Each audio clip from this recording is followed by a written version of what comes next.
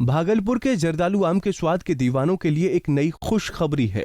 जी हां, जर्दालू आम को जीआईटी टैग मिल गया है। इससे देश के अलावा पूरी दुनिया में आम के दीवानों को इसका स्वाद चखने का मौका मिलेगा।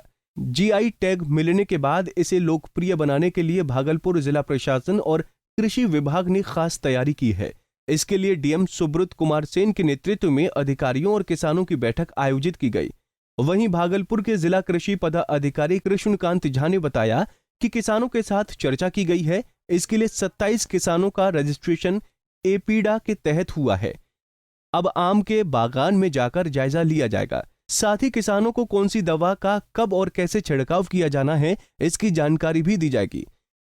जिलाधिकारी महोदय की अध्यक्षता में जर्दालू आम उत्पादक किसानों की बैठक हुई थी, परिचर्चा आयोजित की गई, जिसमें कैसे जर्दालू आम का निर्यात देश से बाहर निर्यात हो सके, इसी पर परिचर्चा आयोजित की गई है।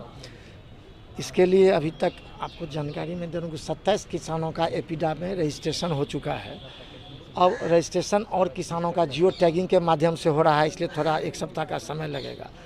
उसके बाद है कि हम लोगों को उनके बागान में जाके फोर्टनाइटली विजिट करना है कि कहीं इंसेक्ट पेस्ट का इन्फेस्टेशन तो नहीं हो गया है। उनको दवा बताना है कि कौन सी दवा कितने पानी में घोल कर करना है, और फिर तुराई के समय में क्या सावधानी बरतेंगे, फल तोड़ने के बाद क्या सावधानी बरतेंगे, फिर पैकिंग कैसे होगा, इस पर विस्तार से चर्चा हुई है।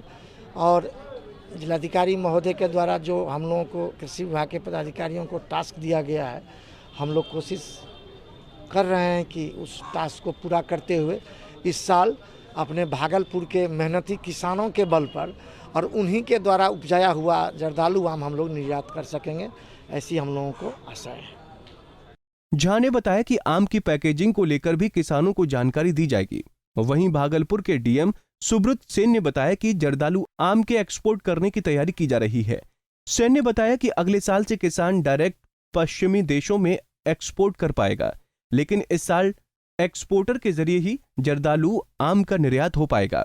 आम को लेकर के जो यहाँ का जर्दालू आम है, जीआई टैग जिसको मिला हुआ है, इस बार हम लोगों का प्रयास है कि ये आम निर्यात हो, इसके एक्सपोर्ट की जो व्यवस्था है, एपेडा सेंट्रल गवर्नमेंट की एजेंसी है जो फैसिलिटेट करती है एक्सपोर्ट को, जो एग्रीकल्चर और फूड प्रोडक्ट्स हैं, तो उनके वरीय पदाधिकारी से बात हुई है। और जर्दालू आम का पहले रजिस्ट्रेशन नहीं था एक्सपोर्ट कैटेगरी में, तो वो रजिस्ट्रेशन करा करके 27 किसानों का हम लोगों ने, एफपीओ है उसमें जीविका के भी समूह हैं, उनका रजिस्ट्रेशन हम लोगों ने करा दिया है।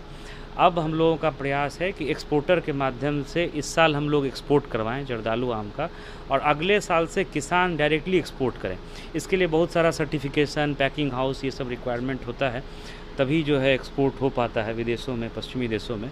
वो प्रक्रिया हम लोगों का है कि अगले 1 महीने में पूरी करके मई अंत में हम लोग जर्दालू आम को विभिन्न देशों में पहुँचाएँगे, ऐसा प्रयास है। ये हम लोगों की तैयारी चल रही है। जीआई टैग मिलने के बाद जर्दालू आम के एक्सपोर्ट की व्यवस्था एपीडा करेगी।